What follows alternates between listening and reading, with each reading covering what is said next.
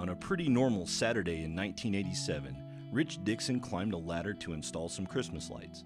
Things didn't quite go as planned. He didn't expect the fall, the injury, or the chaotic hours in the emergency room. He didn't anticipate life in a wheelchair. He didn't imagine that he'd confront a life-defining choice when he discovered that he couldn't move his first chair 10 feet. He could have accepted the challenge and trusted God's faithfulness. Instead, he chose to believe that his life was over. Rich wasted a decade crying out to God, demanding answers he couldn't hear. He saw only the little blue guy, handicapped, useless, helpless, worthless. He knew those were lies, but knowing didn't help much. I realized that I was an intellectual Christian. I knew a lot about Jesus, but I didn't really know him. He wants to live in our hearts, not our heads. My true disability was a heart issue. The little blue guy was an open wound in my heart. And it wasn't going to heal until I invited Jesus into an authentic heart relationship. While Rich gave up on life, God refused to give up on him. Though he couldn't see it through the fog of depression, he eventually looked back and realized that Jesus walked with him every step of his painful journey, that God faithfully sent people who gently led him back into the light. When I fell, I believe Jesus stood beside me crying. I believe he felt my pain and loss because he's been there. This was not his plan for me. He did not create me in his likeness to see me broken and in pain from a senseless accident. We can debate the theology, but what matters is that God won't waste our suffering. It's never pointless. It's one of the Bible's most reassuring principles. Even when I can't see it, God works for good in all circumstances. When a friend introduced Rich to hand cycling, God used this simple activity to rebuild Rich's belief in hope and dreams. For the first time since his accident, he didn't quit.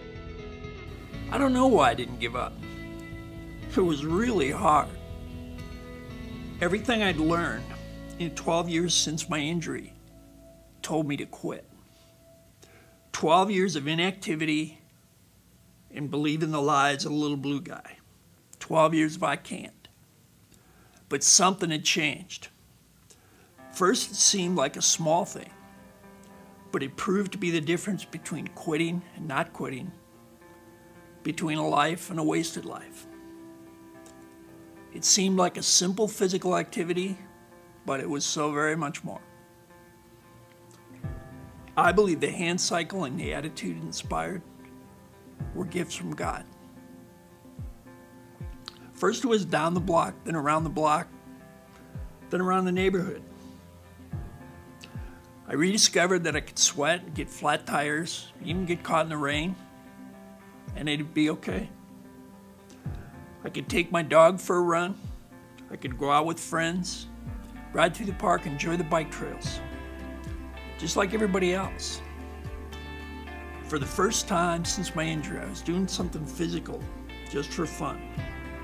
God was showing me that life wasn't over, that he still had a plan and a purpose for me.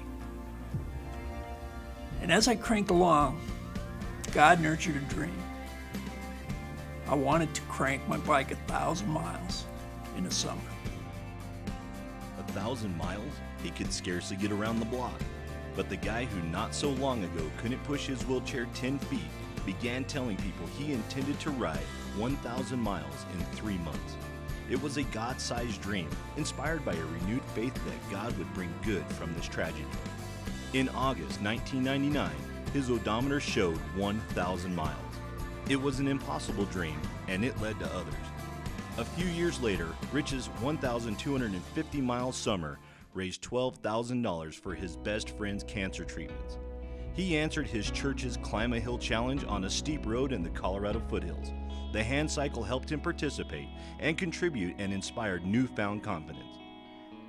He published a book titled Relentless Grace to remind readers that hope isn't a wish. but an expectation rooted in faith. As he rode his bike and spoke about the purpose God designs into every life, Rich sensed that God had placed a new mission in his heart. In August, Rich's friends will dip his hand-cycle wheels in the headwaters of the Mississippi River in northern Minnesota. Then Rich will begin an 8-week, 1,500-mile journey to the Gulf of Mexico. Along the way, he'll talk about hope, he'll share the accomplishment of his big dream, and encourage others to confront their fears and keep going. We're doing Rich's Ride to share a big dream, to tell people that there's power in God's hope.